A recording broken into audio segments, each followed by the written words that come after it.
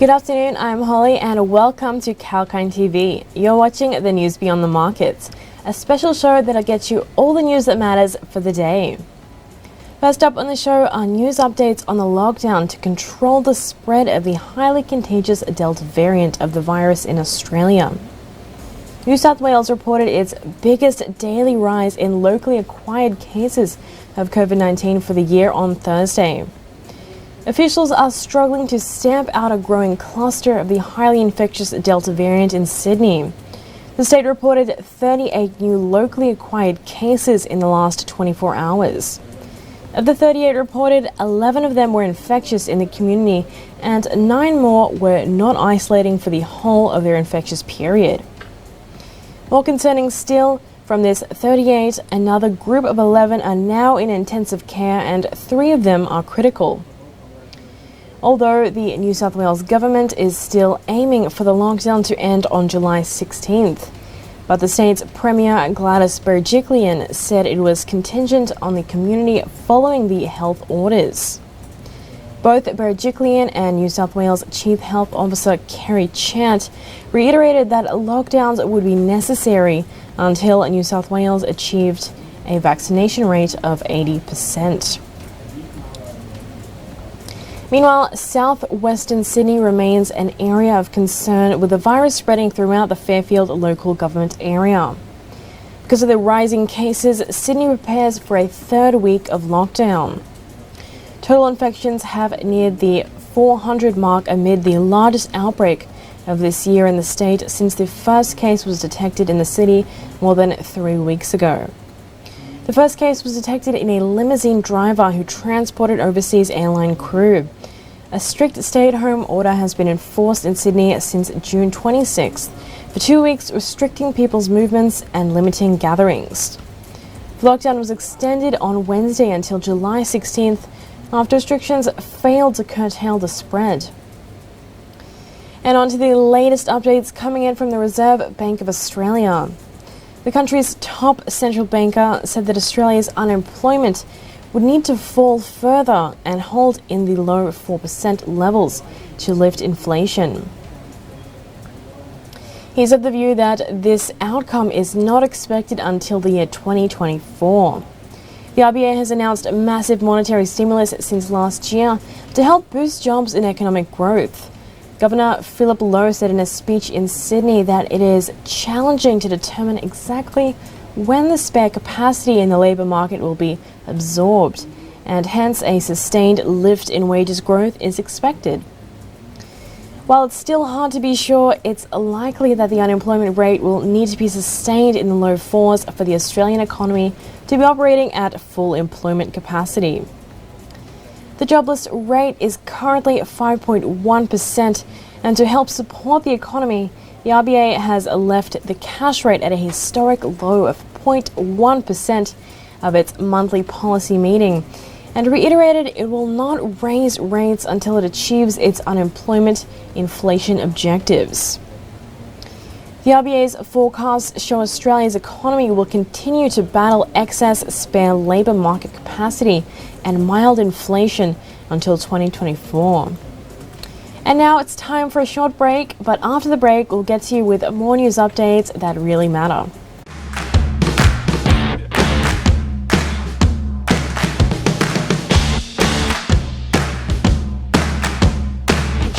Tune in to get the latest information. Whether it's about market movements or the currency graph, Sectoral coverage or industry news. we cover it all on our news segments.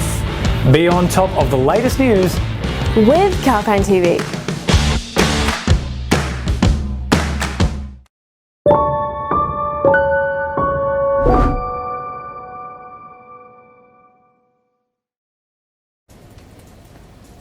Hello and welcome back after the break. I'm Holly and you're watching the News Beyond the Markets on Kalkine TV. And now onto some news updates from across the Tasman Sea. There are reports that Air New Zealand is preparing for a busy July, with the airline operating 670,000 seats and 7,500 flights across its domestic network, as a record number of Kiwis travel around the country. Queenstown is the #1 destination for Air New Zealand customers, with 100,000 seats in and out of the picturesque location. Regional hubs are also booming, with Nelson seeing 870 flights over the break. Napier and Tauranga are also proving popular for adventure-hungry Kiwis. Chief Customer and Sales Officer Leanne Gerardi said that Air New Zealand's crew are excited to roll out the welcome mat for thousands of families looking for a break. The airlines have seen a 52% increase in seats for the year's school holidays when compared with last year. Domestic sales are so strong for July school holidays that the airline is intending to operate 56% more domestic flights than the July 2020 school holidays. During the holiday period, Air New Zealand lounges in the main ports will be serving child-friendly food, including cake pops and customer favourite mac and cheese. There'll be a range of activities on offer to entertain the younger travellers. The airline will also care for more than 7,000 children travelling unaccompanied around the network during the 2-week period, with the help of the new Unaccompanied Minors Squad, which is up and running across 13 airports these coming school holidays. This news comes as a sigh of relief amidst the pandemic and lockdown concerns.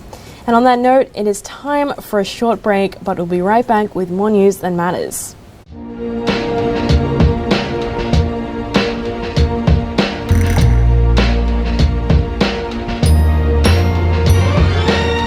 Property by Kalkine. Looking for a dream home? Well, that may sound easy, but it isn't. And from looking for a property that is the right fit for you in terms of cost and other factors, to zeroing down on the right mortgage plan, there are various aspects to consider. And for the latest lowdown on the property market, tune in on Kalkine TV with me, Sage. I will give the latest updates on the property market as well as real estate stocks to help you make the right decision. Keep watching Property with Kalkine.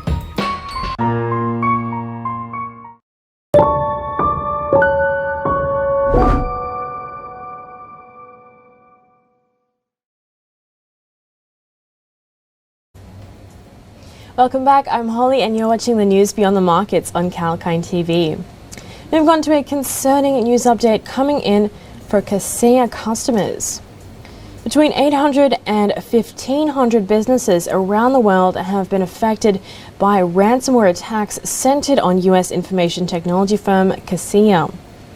The hackers who claimed responsibility for the breach have demanded $70 million to restore all the affected businesses' data, although they have indicated a willingness to temper their demands in private conversations with a cybersecurity expert. US President Joe Biden said on Tuesday that the ransomware attack scrambled the data of hundreds of small businesses worldwide, including many in the United States, centered in the Florida information technology firm Kaseya. President Biden said it seems to have inflicted only minimal damage on the American businesses. Revel, a prolific Russia-linked cybercrime syndicate, took credit for the breach. Their recent attack was another illustration of how cybercriminals believed to be operating from Russia are running amok in the United States. And the attacks have escalated recently. Just last month, Revel extorted an $11 million ransom from meatpacker JBS after stalling its supply chain. White House spokeswoman Jen Psaki said earlier on Tuesday that the senior U.S. officials would meet the Russian counterparts next week to discuss the ransomware menace. And coming up to the impact, this attack has had a global impact that didn't restrict to the United States, and disruption was more severe in other countries. In Sweden, many of the 800 grocery stores run by the Coop chain are still in the process of recovering from the attack, which knocked out most of their supermarkets. The attack impacted New Zealand too, as Kaseya provides IT management software for managed service providers and small to mid-sized businesses, linking clients and partners in New Zealand. In the country, 11 schools and several kindergarteners were affected. This attack also touched Australia, as reported. At least 3 Australian MSPs and their customers have been affected by the ransomware attack, affecting Kaseya on the premise software. The IT company later confirmed this report, and one MSP had at least 300 customer sites hit with ransomware. Ransomware operator Revel, which is behind the attack, made their largest ransom demand of all time, demanding $70 million to decrypt the 1,000-plus victim in Kaseya ransomware attack. To thwart the ransomware threats, the Australian federal government has provided advice for businesses and users in Australia on how to counter such attacks.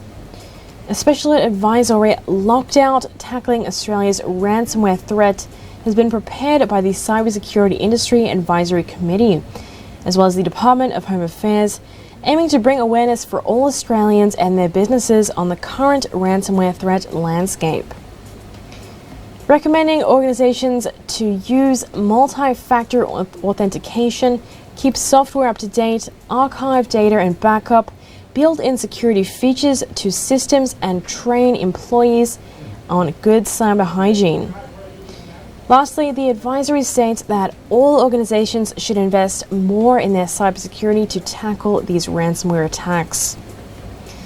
And as we move on to wrap up today's show, there are reports coming in on the New South Wales Education Department being hit in the very same cyber attack hours after the remote learning announcement.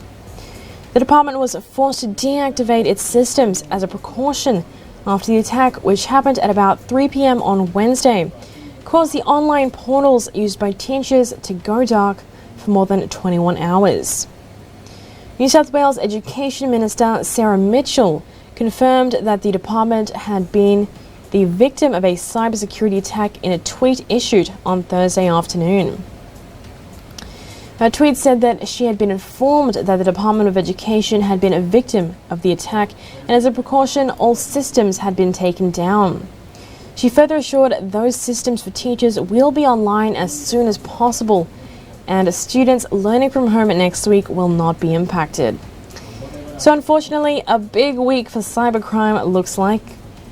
Hopefully, those affected will be able to counter the attacks with the appropriate cybersecurity measures.